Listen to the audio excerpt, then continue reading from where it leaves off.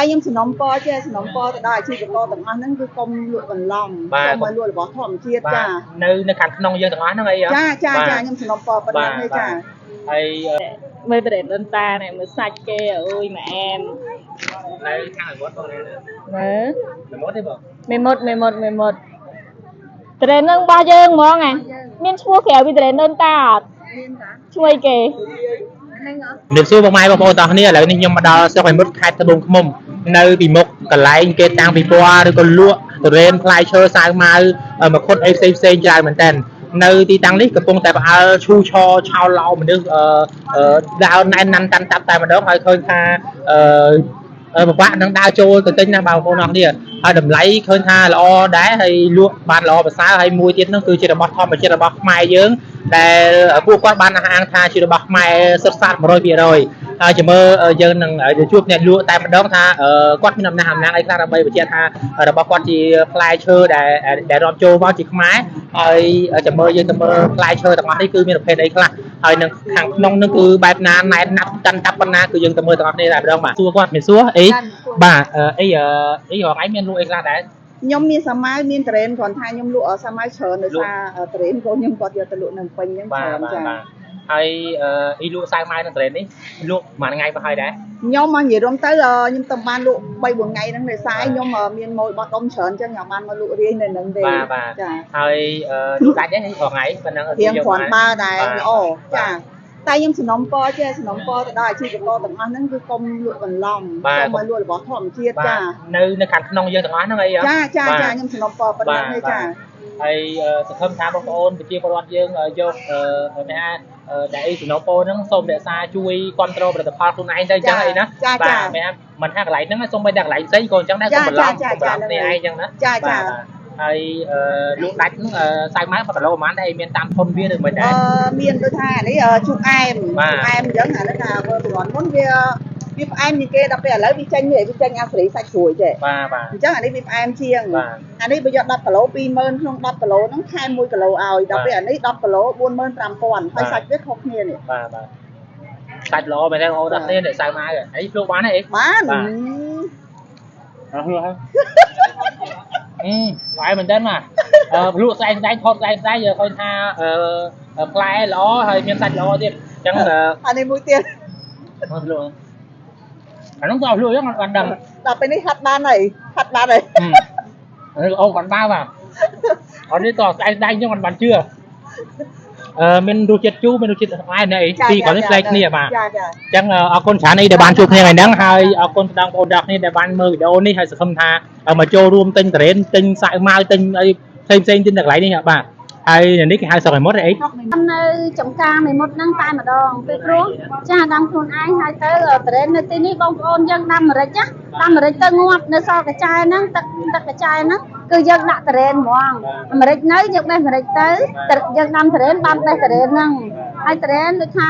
សូមឲ្យបងប្អូនយើងជឿជាក់ថាត្រេនខ្មែរ 100% ចា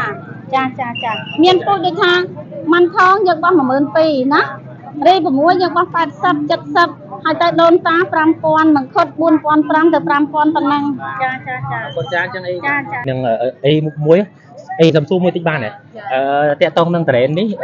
ជារបស់ខ្មែរយើងឬក៏ចារបស់ខ្មែរយើងសុទ្ធហ្មងនៅស្រុកសមុទ្រយើងហ្នឹងនៅស្រុកសមុទ្រអីណាចាហើយក្រៅពីត្រេនយើងមានហៅម៉ាវមានមគុតមានបឺអីគ្រប់មុខហើយដល់ពេលជារៀងរាល់ឆ្នាំឲ្យតែគេលក់អញ្ចឹងគេមកប្រហែលប្រហែលនឹងលក់ហ្នឹងចាមកលក់ទាំងអស់គាត់មានចការនៅចិត្តហ្នឹងរៀងខ្លួនអញ្ចឹងគាត់យកមកលក់គ្រប់គ្នាអញ្ចឹងទៅយកមកលក់គ្រប់គ្នាទៅណាហើយយកដីនៅកន្លែងហ្នឹងបោះពីណាឬក៏មិនទេគេយកដីបោះគ្រាប់បោះក្រុម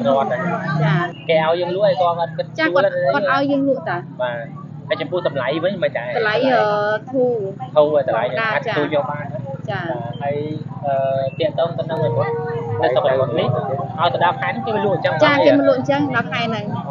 ដល់ពេលផុតខែហ្នឹងអត់មានលក់គេអត់លក់ទេគេលក់ទេទុកចោលហើយណាចាបាទហើយរយៈពេលដែលការលក់អញ្ចឹងមកប្រហែលថ្ងៃហី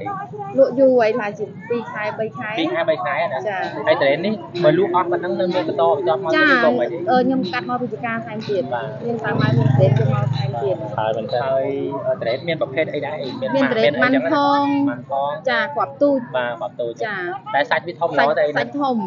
ចា បងប្អូនទាំងអស់គ្នាដែលមានកម្រងថាចង់មកស្រុកមេមត់គឺអាចមកបានឃើញថាផ្លែឈើច្រើនមែនទែនតាក់ទងទៅនឹងធម្មជាតិរបស់ខ្មែរយើងហើយចាំមើលខ្ញុំដើរបង្ហាញទេសភាពនៅខាងក្នុងនេះឲ្យបងប្អូនមើលបន្ថែមទៀតហើយអញ្ចឹងអរគុណច្រើននេះដែលបានចូលរួមថ្ងៃហ្នឹងបាទហើយមកយើងទៅមើលជាមួយខ្ញុំខាងមកបន្តិចទៀតបាទខ្ញុំបង្ហាញបន្តិច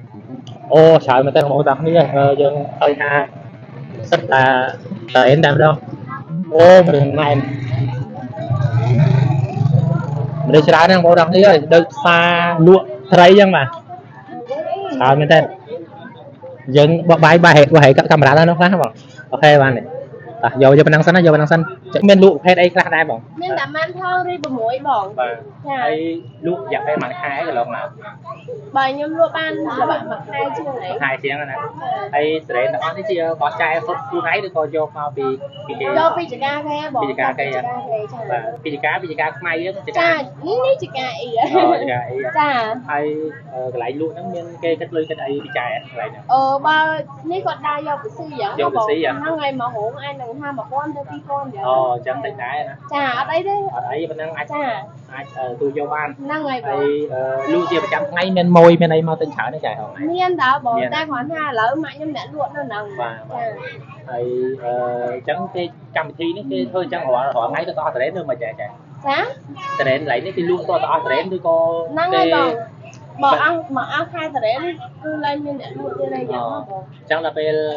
អត់ តែ មាន ពេល គេ មានតរ៉េនឆ្នាំក្រោយទៀតមកលក់ បានលក់នឹងទៀតអញ្ចឹងផ្សារនេះគេបោះចោលអញ្ចឹងណាមួយឆ្នាំលក់តែម្ដងអញ្ចឹង ហ្នឹងហើយបងអត់ទេផ្សារនៅខាងក្នុងបងផ្សារនៅខាងក្នុងអាហ្នឹងគាត់លក់អើយបន្លែអីធម្មតាមកជួននេះក៏មានតរ៉េនអញ្ចឹងណា បាទអញ្ចឹងអរគុណច្រើនចាដែលបានជួបគ្នាថ្ងៃហ្នឹងហើយសង្ឃឹមថាបងប្អូនទាំងអស់គ្នាមកចូលរួមគ្រប់គ្រងត្រេននៅត្រេនខ្មែរធម្មជាតិនៅខាងស្រុកបិមុតអញ្ចឹងចាណាស្រុកបិមុតខេត្តត្បូងឃ្មុំយើងហើយមានជ្រើតលេច្រើនម៉ាក់មែនតើម៉ាក់ស្អីគេមន់ផងស្អីគេចាម៉ាន់ផងរី6ដូនតាក៏មានដែរណាបាទអញ្ចឹងមានច្រើនប្រភេទបងប្អូនទាំងគ្នាអាចមកបានហើយចាំមើលខ្ញុំថតសកម្មភាពផ្សេងទៀតនៅក្នុងផ្សារនេះដែលឲ្យបងប្អូនមើលអញ្ចឹងណាបាទអរគុណច្រើនបាទ